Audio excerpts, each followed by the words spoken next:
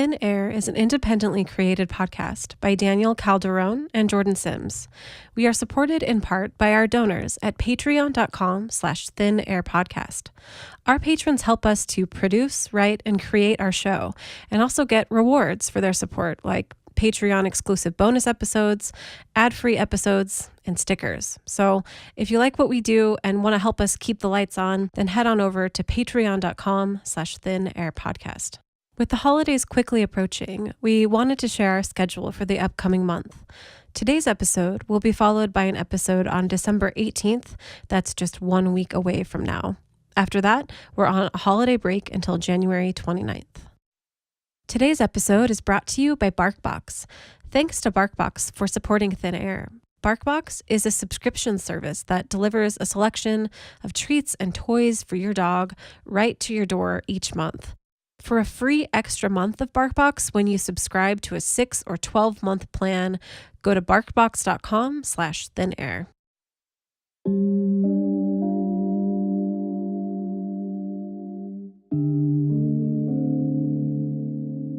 When 38-year-old Wanda Lemons went missing on or around November 3rd, 2014, the story seemed all too familiar to the residents of Chillicothe, Ohio.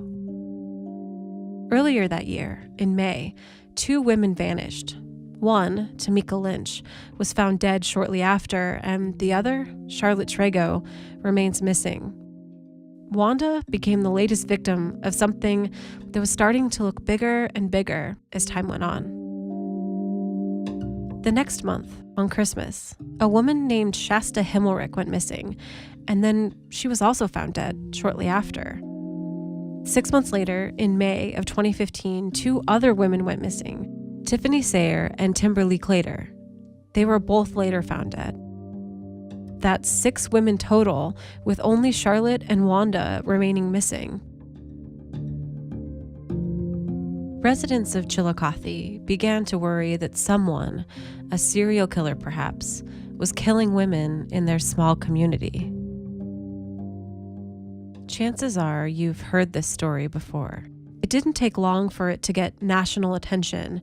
Entire town on edge. Several women go missing. Some of them later found dead. Now the FBI is asking if there's a killer behind all of their deaths. You're looking now. The cases of these women fascinated many in the true crime community who were eager to discuss the case and help find leads.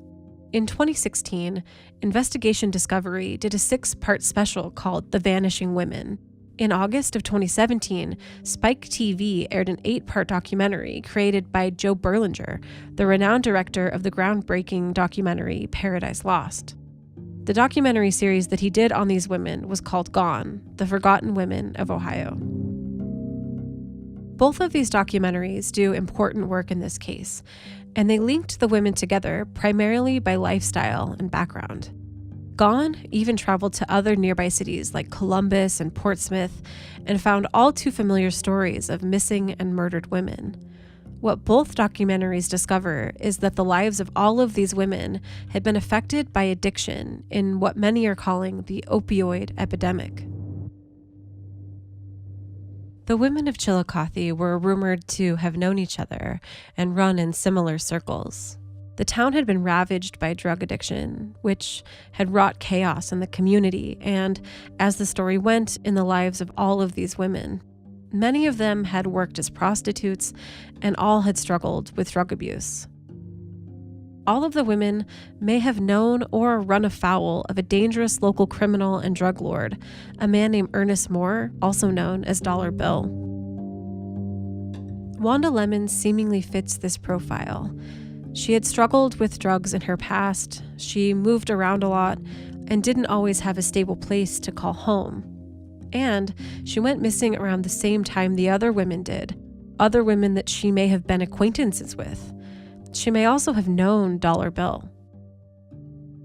It's hard to even mention Wanda's disappearance outside of the other Chillicothe women. As I began researching, it seemed that there was little information about her disappearance outside of the context of these other cases. But the more I researched and conducted interviews, the more I began to question if Wanda's disappearance was related to the other women at all, and if being connected to them may have resulted in the details of her case being lost to the bigger picture. In today's episode of Thin Air Podcast, the first of two on the disappearance of Wanda Lemons, I wanted to begin this episode with how I first heard about the case, with Wanda being one of the Chillicothe Six. We begin with the circumstances of how Wanda disappeared and how that disappearance fits into the larger context of the missing and murdered women of Chillicothe. Well, I can tell you she was a beautiful girl. She was kind-hearted. She'd give you a shirt off of her back. My full name is Diana Lynn Willett, and I am Wanda Lemons' mom. Speaking to the media is nothing new for Diana. As a mother of one of Chillicothe's missing women, she's joined a community of mothers hoping to keep their daughters' stories in the media with the hope of getting answers. I've had bonded with all the mothers. When you speak to each other, do you all think that, yeah, whatever happened to our girls they all sort of met the same fate? That's all connection, yeah. Yeah, we all feel that way. Getting down to the specifics of Wanda's disappearance is something that's easier said than done. For starters, the date that Wanda went missing isn't actually known for certain and is sometimes listed as being either November 3rd, 4th, or 5th. In fact, Wanda wasn't even reported missing until the day after Christmas, nearly a month and a half after she was last seen. Sometimes my mom just goes off the radar for a week or two. You can't find out how to get a hold of her. That's Megan Hodges, Wanda's oldest daughter. Around the time she went missing, Wanda and Megan had been talking a lot, nearly every day. After Thanksgiving, another month went by, and that's when my family started calling me because they knew that me and her talked a lot and was asking, have you heard from Mom? And I was like, no, I haven't, and that's actually pretty strange because she was calling me almost daily up until November 4th. Once we kind of realized the day after Christmas that nobody had heard from her, and Thanksgiving went by, Christmas went by, that's pretty weird. You don't hear from her on, Thanksgiving or Christmas. So the day after Christmas is when we everybody put two and two together, and we were like, let's go ahead and put a missing persons report. And I thought it was just going to be a huge misunderstanding, and, I was going to end up hearing from her a week or two down the road, and, we were all going to be like, oh my gosh, Mom, come on. Megan lives in Texas, where she was born and raised. Wanda herself was from Texas. All of her children lived there, except for her youngest daughter, Heaven, who was born and lived in Chillicothe. In fact, Wanda was only in Chillicothe at the time to get custody of Heaven, with the hopes of eventually taking her back to Texas. That's why, when nobody heard from her for a while, nobody was super concerned at first, because she just does things like that. That's just my mom. We call her a free bird. She just doesn't like to be tied down or caged. She likes to just kind of roam. But Texas is where she's always been, and then she, like I said, was just in Ohio briefly to gain custody of my sister, and then was going to come back down to Texas. So I want to say she was there 3 to 6 months before she went missing. While living in Chillicothe and waiting for the hearing date, Wanda was living with a man named Marvin. Where was she living? She was just staying with friends, just different people at that time.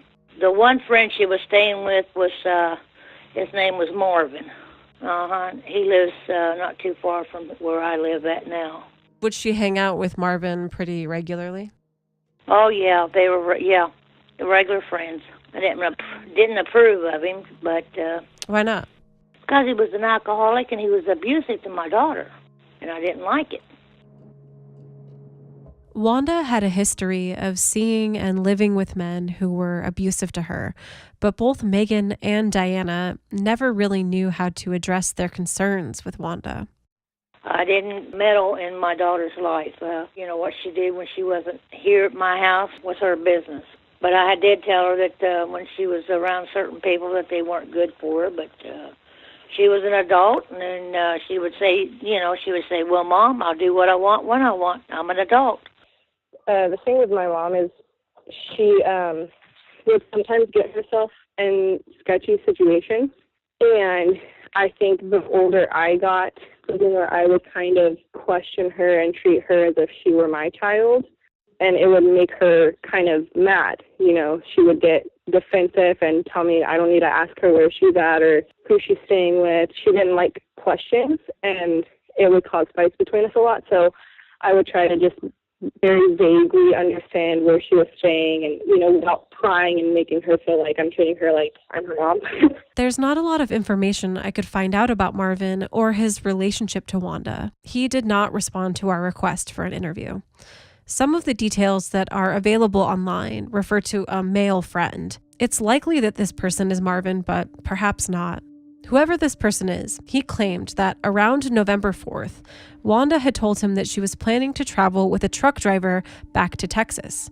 The name of this truck driver was said to be Darius or DeMarcus Thomas, and he was described as being African American. She was supposed to be leaving to go to Texas, and that she was supposed to be leaving with a truck driver. And we gave them the truck driver's name, and there was no such person at that name. This piece of information is hard for me to understand and was even harder to verify. Who told police about this truck driver? Was it Marvin? And why would Wanda travel back to Texas during this time if she was in a custody battle in Ohio?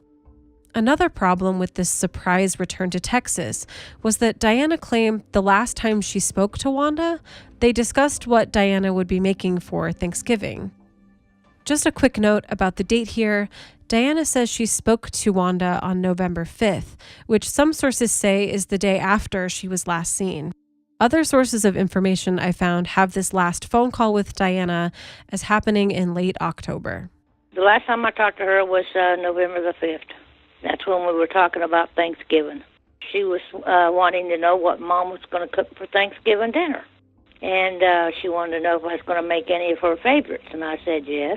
And one of her favorite dishes was the English pea salad. If Wanda did plan on attending Thanksgiving at Diana's and going through with the custody hearing, it doesn't make much sense that she would return to Texas. But of course, it's not impossible, and in fact, Wanda would often make surprise visits to her family there. She just kind of roams. I never know how exactly she gets there, and like I said, I can't really ask her that many questions because I don't want to fight with her. But she came down to Texas randomly in June of 2014, I want to say. Wanda was often back and forth between Ohio and Texas, the two states where her children lived. When Wanda returned to Texas on this sudden visit that Megan's talking about, she had just left a rehab facility, which Megan said was for her mental health rather than drug use. When Wanda arrived in Texas, Megan learned something shocking about her mother's health. She was supposed to be there a certain amount of time, and I just got a call one time in June 2014. My mom was just like, "Hey, honey, it's me, Mom. Guess where I'm going? I'm coming to Texas to see you." And that's my mom. So I couldn't get a hold of her. She kept calling from gas stations and bus stations, and finally I got a hold of her some way, or I think I was able to answer the call when she called and asked her where she was at and how she was getting here, what happened to the rehabilitation center and how she was supposed to be there. And she told me that they had released her because she had cirrhosis of the liver, and they were not thinking she had much longer than about 6 months to live. This information, that Wanda was gravely ill in the months before her disappearance, potentially changes a lot in her case. But Megan described that sometimes she didn't know if her mom was telling the truth. With my mom, I kind of took it with a grain of sand because I wasn't quite sure. She doesn't lie necessarily. She maybe fabricates things. So I wasn't sure what to think. And so she came down here and she was staying with me for a while. Megan explained that her mom may have been telling the truth because a family member, who is a nurse, observed signs that Wanda may have been sick. I took her to go see my other little sister, Paige, which is her daughter as well. And her adoptive mom, I guess you would say, Paige's adoptive mom, is actually a nurse. Her adoptive mom had texted me later and said, "Hey, I don't think your mom is lying about cirrhosis of the liver because her eye whites are yellow and her skin has a yellow tone to it, which is symptoms of cirrhosis of the liver. So my mom stayed with us for a while. She, like I said, just bounces around. So she went to stay with another friend in Houston, and then before I knew it, she called me and had told me she was staying in Galveston. I don't know who with, just some friends. Like I said, couldn't really ask a lot of questions. So she was there for a while. I think from Galveston is where she went to Ohio for the custody battle. So she's been everywhere, really. Megan didn't know too much about her mom's past and struggles with drug addiction until she was an adult, when Wanda sat down with her and told her. We were sheltered, I think, a lot from the truth of my mom as kids, and so not really until, a year or two before her disappearance did I really learn from my mom. She was the one who told me, because nobody else would tell me this, but my mom would tell me that when she was younger, she struggled with all different kinds of drugs. She had been picked out. I never really knew that mom that was a stripper and, had done drugs and stuff, because I was young and not around her much. As much as I hate to say it, it is the truth. She did struggle with drugs, alcohol. She had got kicked out of her house, I think, at 13. It was like a horrific childhood. I mean, horrific. Which is why I don't blame her for, some of the things she's done. So, then her dad kicks her out at 12. She doesn't have her mom. Her mom's all the way in Ohio, and, they're not close. She was, 12 years old on the street, got pregnant with my brother Christopher at, I think, 12 and had him at 13. What do you do at 13? You have a child. You don't have anywhere to live. So, you don't get into bad crowds because those are the only people who are going to take you in and help you out. So she did start at a very young age doing drugs and alcohol, and then I'm sure she did heroin and cocaine, and I don't even want to know what else, but so it was a lifestyle for her for like a decade. And she had, even the way my dad got custody of me was she had ended up in a hospital. I don't know if she overdosed or just was like near her death from drugs, and my dad went in there and had her sign over custody to me because they were thinking she was going to die. I was like really young. I'm probably like not even one. Even though Wanda had a difficult upbringing and had struggled with drugs in the past, she had also worked to get clean. Both Megan and Diana argued that Wanda was clean at the time of her disappearance. When she disappeared, she was on the process of getting her life back to she was going to her rehabs and all that stuff that she was supposed to be doing because she was going back to court to get custody of her child. She was doing good. I mean, she was doing really good.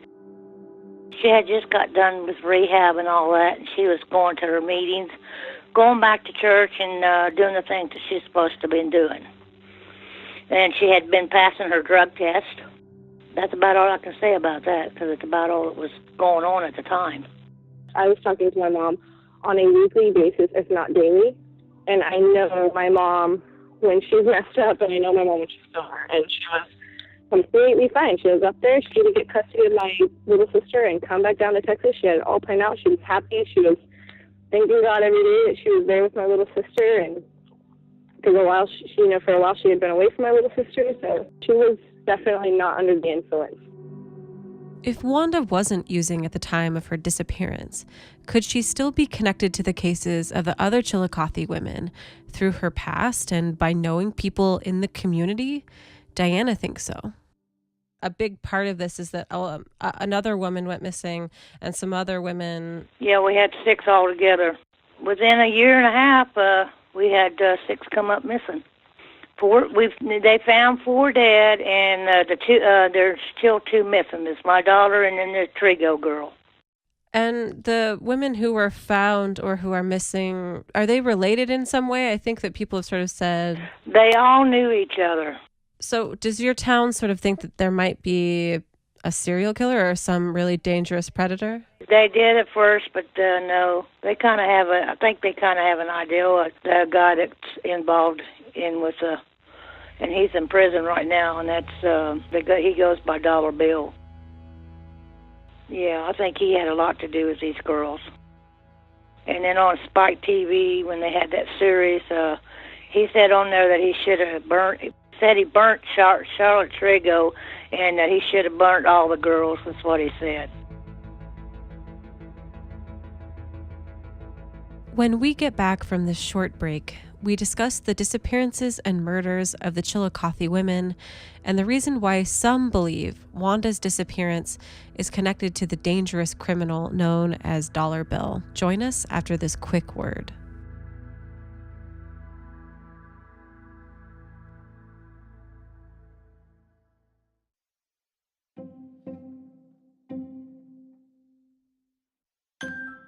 Jordan and I would like to thank Barkbox for supporting our podcast. Barkbox is a subscription service that delivers a selection of treats and toys for your dog right to your door each month. All you have to do is tell Barkbox how big your dog is and choose a monthly plan subscription, which you may cancel at any time. Last month, Barkbox sent me a box of toys and treats for my dogs Lucy and Leon. The boxes were space and dinosaur themed and contained an assortment of squeaky toys and dog treats that my dogs absolutely loved.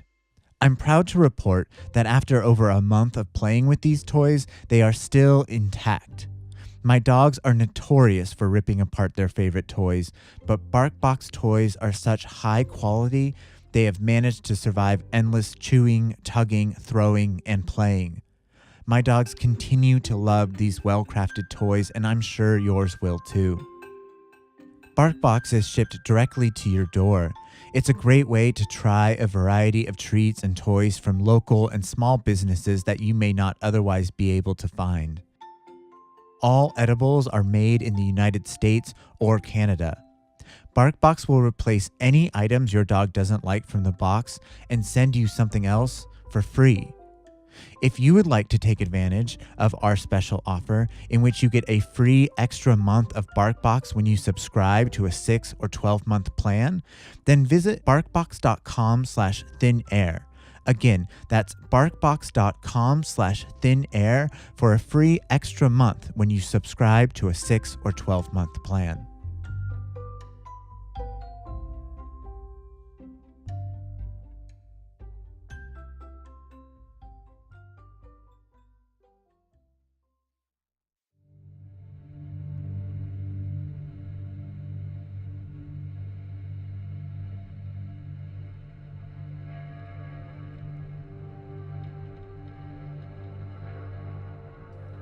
May 10th, 2011. In a Cincinnati courtroom, Dr. Paul Holland Volkman is convicted of 18 separate crimes, 4 of which were illegal drug distribution, which resulted in death. Volkman was the head of one of America's largest pill mills at the time, pill mills being clinics which operate to dispense powerful narcotics outside of medical need. Several years back, the Ohio Attorney General's office, which under that is a specific group called the Bureau of Criminal Investigation, BCI, raided several quote-unquote fake doctors' offices where doctors were prescribing painkillers to people. Basically, a desk set up, one exam table, and pads of signed prescriptions. An article in the FBI archives about this case reads, quote, Volkman was the physician at the center of a criminal scheme to distribute millions of controlled substances to hundreds of individuals in exchange for cash, a scheme that brought addiction, diversion, and death to southeastern Ohio and beyond. The article added that Volkman was the largest purchaser of OxyContin in the United States between 2003 and 2005. Volkman operated 4 clinics in southern Ohio, which dispensed opiates into the community like candy. 3 of these were in Portsmouth, and 1 was in Chillicothe. Volkman's pill mills saturated these areas with vast amounts of these powerful and addictive drugs. And when he was arrested and his offices were closed, a void in the market was created. 3 of the doctors that were involved are all now in federal prison. So when the pill supply dried up, heroin became a huge problem in that area. And in order to get their fix from the same effects from the pills, heroin provides just a more potent dosage than the actual prescription medication does. In needing to get the prescription or the heroin so they don't get drug sick, a lot of the women turn to prostitution also in the area. This was the environment these women found themselves in 2014, when Tamika Lynch and Charlotte Rigo went missing in May. Mike was hired by Yvonne Boggs, Charlotte Rigo's mom, after it seemed that local law enforcement wasn't investigating the crimes. How long after Charlotte went missing did she contact you? It was 6 months to a year after she went missing that she hired me. What did she share with you about her reasons for hiring you? She wanted to hire a private investigator, and she wanted somebody that was not based in the Chillicothe area and did not have any ties to the Chillicothe, Ohio area. Was there any specific reason for that? Basically just because everybody knows everybody down there. She wanted somebody outside the area that would have an independent view, wouldn't be influenced by anybody in the community. In order to understand how Wanda fits into a bigger picture of disappearance and death in Chillicothe, we need to understand how the other women went missing and how many of them were found. Charlotte Rigo was last seen on May 3rd, 2014. She was seen at a party that night, and local rumor was that Tamika Lynch, the next woman to disappear, was also there. Tamika was last seen on May 16th and was later found dead in Paint Creek, a nearby waterway. Her death was classified as a drug overdose. The next disappearance is Wanda, last seen in November. The next month, on Christmas, Shasta Himmelrich was last seen. Her car was found abandoned on a bridge, and she was later found in the water. Her death was ruled a suicide. 6 months later, Tiffany Sayer went missing in May and was found dead in June.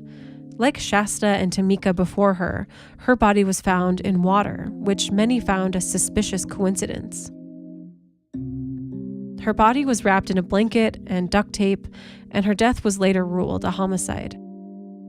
And on May 29th, a woman named Timberly Clater was found shot to death. These are the 6 women who either went missing, were murdered, or were found dead in the Chillicothe area. So why are these women so frequently connected in the media? The first reason may be a connection to a notorious criminal, Ernest Moore, also known by his street name, Dollar Bill. In the case of the last woman who was found, Timberly Clater, a man named Jason McCrary was convicted of her murder. At his trial, he gave the statement that he was not guilty of the crime during cross-examination, and he implicated Ernest Moore, who is also known as Dollar Bill. Dollar Bill was a name that came up a lot as a connecting factor in these cases. Dollar Bill is a dangerous drug lord and criminal who is known particularly for his cruelty. He is currently in prison for torturing one of his drug dealers. Who is a very high-level drug dealer who was convicted earlier this year of kidnapping and torturing one of his street dealers. Basically burned him, raped him with house utensils, you name it. That gentleman was finally able to escape from the house where he was being held hostage and was able to get help and spent quite a while in the hospital recovering. Ernest Moore also was convicted in federal court also of drug trafficking across state lines. And once he serves his Ohio sentence, then he'll have to serve out his entire federal prison sentence after that. Jason asserted that Dollar Bill was the one who had actually killed Timberly Clater over some money she owed him. The documentary series Gone, The Forgotten Women of Ohio, uncovered some rumors about things that Dollar Bill had said while in prison. There is recorded conversation reportedly that he told somebody that he should have made somebody disappear like Charlotte. Do you think Charlotte is still alive? I do not believe that she's still alive at this point, no. Do you think that Dollar Bill is responsible? I believe that Dollar Bill is involved in most of the women's deaths, either directly or indirectly. We're still trying to work to prove it. But did Wanda know Dollar Bill? When I asked Diana about it, she said yes. Do you know if Wanda directly knew Dollar Bill or Jason? Do you know if she knew them or interacted with them in any way? Yeah, I know she did Dollar Bill. I mean, I seen her down on 2nd Street talking to him, so yeah. A couple times when I was out running around. Of course, I never said nothing to her about it, because, I'm her mom, and I try not to stick my nose in, her business, but I did tell her how I felt about some of her friends, that they weren't good. For now, Dollar Bill remains behind bars. He's going to be in prison for over 20-some years, I believe, for his 2015 torture case in Chillicothe. He received 10 years. And for his federal drug case, he's sentenced to 14 years and 4 months in federal prison. He took a plea deal back in February of 2017 to a single count of conspiracy to distribute heroin in relationship to a investigation of drug trafficking between Gallup Police, Ohio, and Point Pleasant, West Virginia in 2013 and 2014. So he's got another 23 years to serve before he gets out. Though Dollar Bill is in prison, many in the community believe that little is being done to investigate his connection to the women, and that many who may otherwise come forward are too scared to because of his influence. Well, I don't know if they're investigating him, or it's going to be hush-hush or whatever. People just don't want to talk because they're scared. Yeah, I think he'll just get off scot-free on these girls. I just don't trust the police department. I don't think they're going to do anything. I think they're hiding him for some reason. But I still don't have no answers, and we don't get too much from the detectives or the police department. They don't say too much to us about anything, which I'm very disappointed in them sometimes. But they have their reasons why they do what they do, I guess. A major development in the case was when the Gone documentary uncovered serious issues within the Chillicothe Police Department. Some of the officers were suspected of knowing some of the women, fraternizing with them, and even in one case, actually driving some of them out of state to purchase drugs. She had taken Charlotte and Tamika to Detroit and provided them with drugs while they were in Detroit. No longer a police officer, just mysteriously vanished off the police department approximately 1 week after that, and is now has not been seen since. It is worth noting here that the Chillicothe Police Department denies these allegations, saying that the claims made on Gone, the Forgotten Women of Ohio, are, quote, ludicrous and absurd. An article from the Chillicothe Gazette regarding this story notes that the allegations are, quote, primarily secondhand rumors from unsubstantiated sources. Even though the Chillicothe police deny these allegations, the private investigator hired by Charlotte's family will currently not work with the Chillicothe PD out of fear of malfeasance. As far as the investigation goes, do you speak with police? Where is the investigation at now? Due to some issues with law enforcement in that area, the information that we have, we've been strictly dealing with the FBI office in Washington, D.C. Information that was provided to the department was leaked back out onto the street to officers outside of the missing persons task force. With that, we stopped providing information to local law enforcement. As Diana noted, many in the community do feel forgotten by law enforcement. Did they take the investigation seriously? How, from the beginning, how do you feel like they have treated her disappearance? Well, at first they did good. Well, they were getting tips and relying on the tips and calling in on the tips and investigating the tips and stuff like that. And then all of a sudden they just seemed like they forgot our girls. Do you think that they think they are all connected, or do they talk about that? They don't talk about nothing. They don't contact us. They don't do nothing. I'm just going to rely on other people that does the stories and see what they come up with. Outside of this potential connection to the drug lord Dollar Bill, it was said by many that all of the women knew each other. The most important thing is that all the women, well, the majority of the women did know each other, that they all knew Ernest Moore. Most of them knew Jason McCrary and or their sub-drug dealers that were on the street that dealt for either one of those two gentlemen. One thing to note here is that Mike says a majority of the women knew each other.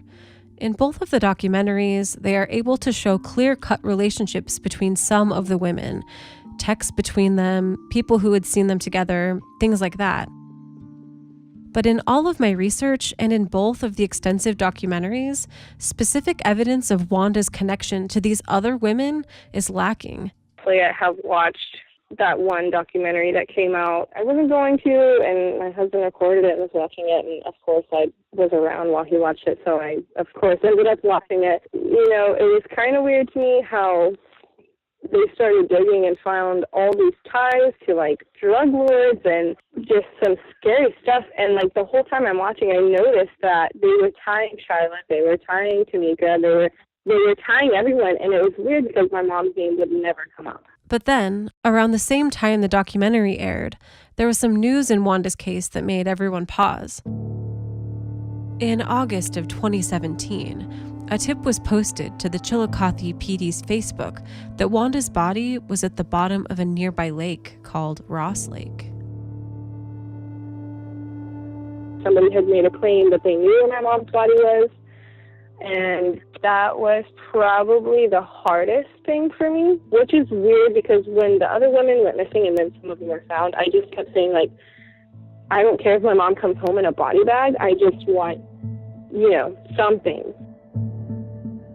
I just became so desperate. But when I actually heard the news, I think that's when it kind of hits you, like what reason could somebody do that to somebody as sweet as my mom?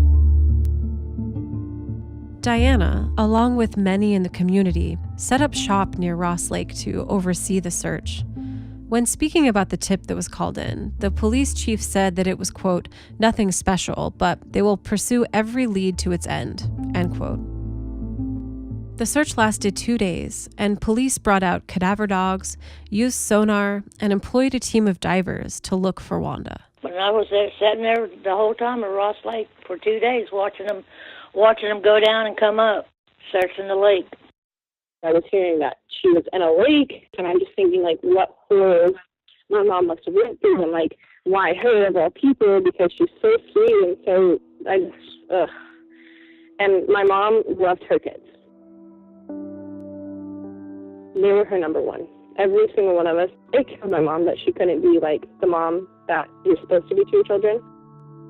It killed her, and she would call me crying all the time, telling me she was sorry, and, you know, I would just tell her it was fine. I didn't understand.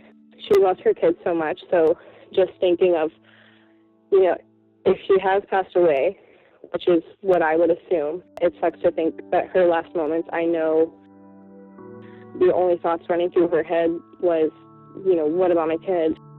You know, I can't do this for my kids. Like, I know that those are thoughts, and that, like, breaks my heart.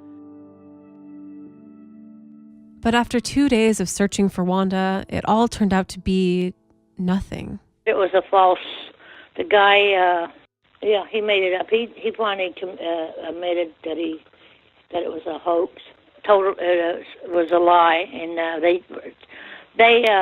he got prosecuted. He got charges, but I don't know if he is doing any time or not. I hadn't heard anything else. Police were led to a local man who gave the tip via a Facebook page and an anonymous Facebook account. He was charged with inducing panic, a first-degree misdemeanor. In an article about this false tip, Diana described his actions as, quote, cold-hearted, but has since learned more about the man. he had mental problems, but still he should he did the crime. He should pay the price. He quit taking his medication for over a month, and his mom should have made sure he was taking his medication. I think it's her responsibility to make sure her son took his medication, knowing that he had a mental problem. But he didn't know Wanda in any way, right? Not that I know of. Okay, so he basically probably saw something in the news and just made it up. Yes, that's about it. With so little to go on, and with seemingly little information coming from police, all Diana can do now is ask for someone to come forward with information.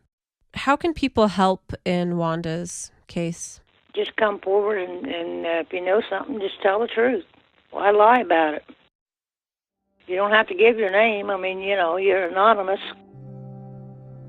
So, they don't have no reason to be scared, because all they have to do is give the information. They don't even have to give their name.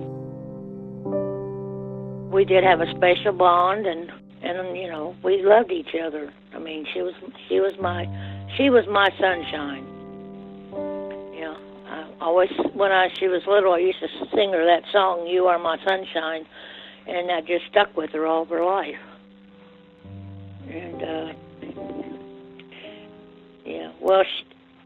she was my sunshine, and one a day that didn't go by, she didn't tell me that she loved me and how much I meant to her. My mom, and this isn't even just the way I remember her because it's been so long, but this is just always how my mom has been. She's so happy-go-lucky, so smiley. I mean, don't get me wrong, she can get down, and she had such a bad life that, a lot of things haunted her, and a lot of times she would be depressed, but, even through that was just such a smiley, person. Just the littlest things were funny to her. Her laugh, I can hear it in my head even now. I can just think of my mom's laugh and hear it perfectly. She just physically laughed right here beside me. Ever since I kind of knew her, after she had moved to Ohio and gotten herself better and was, had a love for God. And so one way I kind of always knew my mom was she really just had such a love and appreciation for God.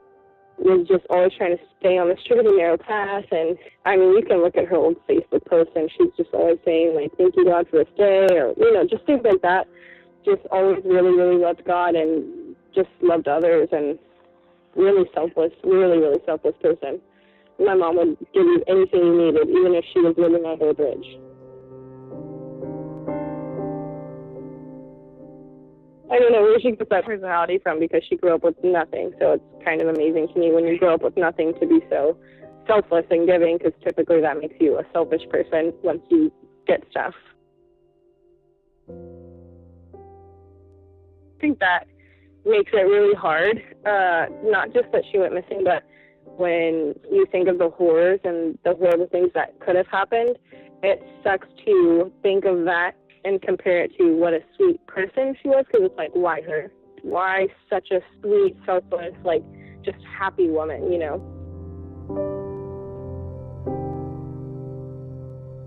But for Megan, her mother's case isn't tied in so neatly with the other women and has little to do with the tangled stories from Chillicothe. Instead, she believes that Wanda's disappearance hits much closer to home. My mom did know some of the women, whatever, but she never came up in those ties. It just didn't connect. And I was I could have told you that from the beginning, that my mom is not tied to these women.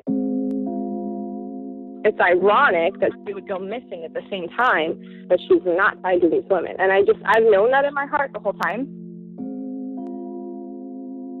Rather than Wanda's story being connected by drug addiction, Megan thinks that her mother was no longer involved in the world of drug use and prostitution.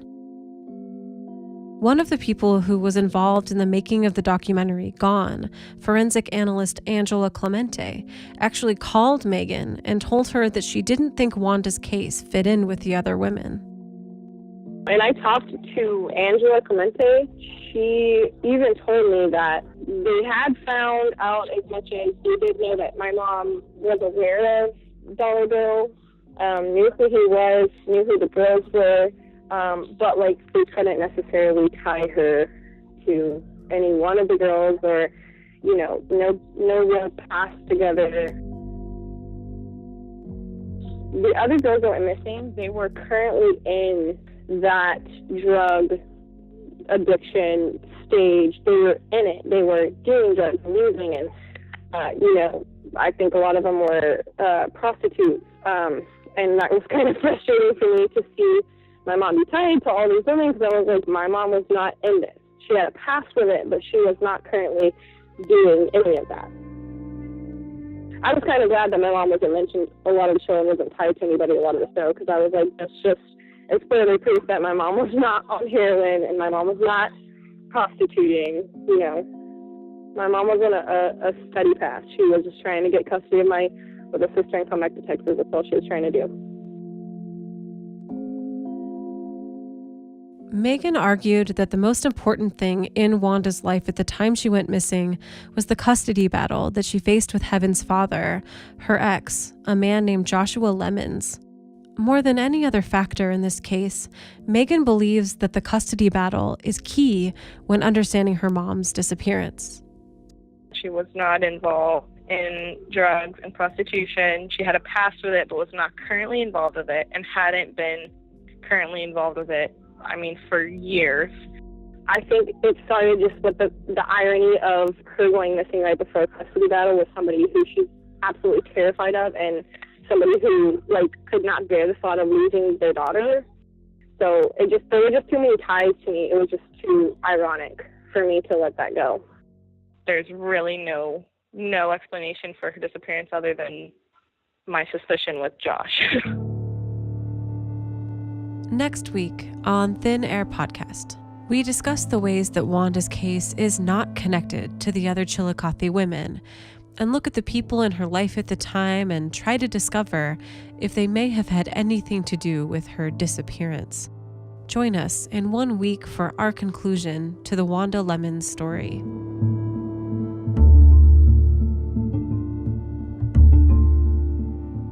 Thin Air Podcast is created by me, Jordan Sims, and Daniel Calderon, with production assistance from Nate Halda. Music today was provided by Blue Dot Sessions.